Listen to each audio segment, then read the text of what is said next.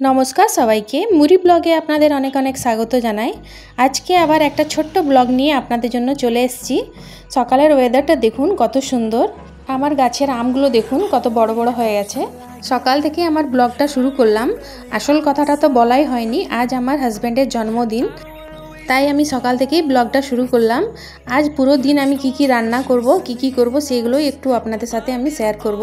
আমার সকালে ব্রেকফাস্ট বানানো হয়ে গেছে, বানিয়েছি তড়কা, আলু ভাজা, লুচি আর ডিমের আমলেট। চলুন তাইলে ব্রেকফাস্টটা দিয়ে দিই আমার হাজব্যান্ডকে।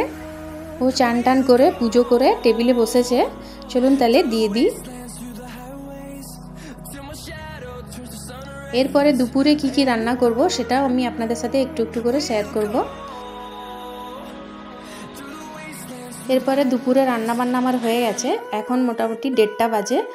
ভেজেছি শাক, কি বানিয়েছি আপনাদের সাথে একটু করে শেয়ার করব। বানিয়েছি পটল ভাজা, বেগুন ভাজা, আলু ভাজা, বরবটি ভাজা, ভেন্ডি ভাজা, মাছ ভাজা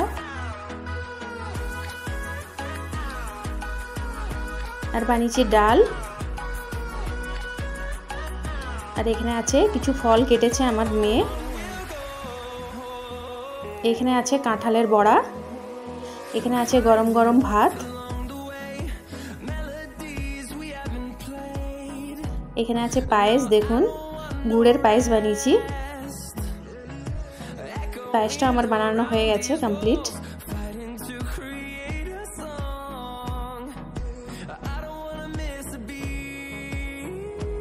এরপরে এখানে আছে মাটন, দেখুন লাল লাল পুরো।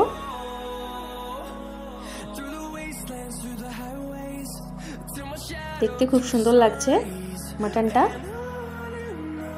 এবার থালা সাজিয়ে নেব, চলুন। থালার মধ্যে সব কিছু সাজিয়ে নিয়েছি, দেখুন খুব সুন্দর করে। এরপরে খাবার খেতে দিয়ে দিব আমি আমার হাজব্যান্ডকে। আমার ভিডিও যদি আপনাদেরকে দেখতে ভালো লাগে তাহলে সাবস্ক্রাইব করবেন, লাইক করবেন, কমেন্ট করবেন।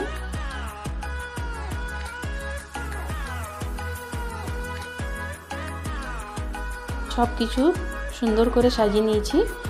এরপরে দিয়ে দেবো খেতে ওনাকে, তারপরে আমরা সবাই মিলে একসাথে খেয়ে নেব।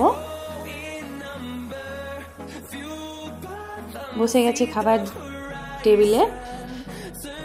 আমরা তাহলে সবাই মিলে খাবার খেয়ে নিই, তারপরে দেখা হবে সন্ধ্যাবেলায় আপনাদের সাথে আবার।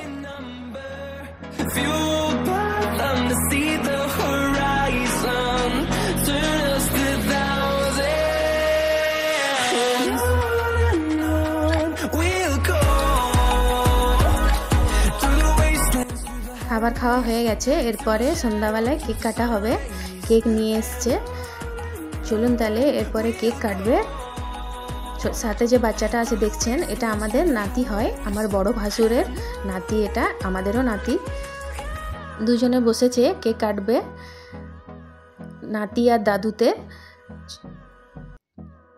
চলুন তাহলে ভিডিওটা এখানেই শেষ করছি। এরপরে কেক কাটা হবে, তারপরে কেক খাওয়া হবে।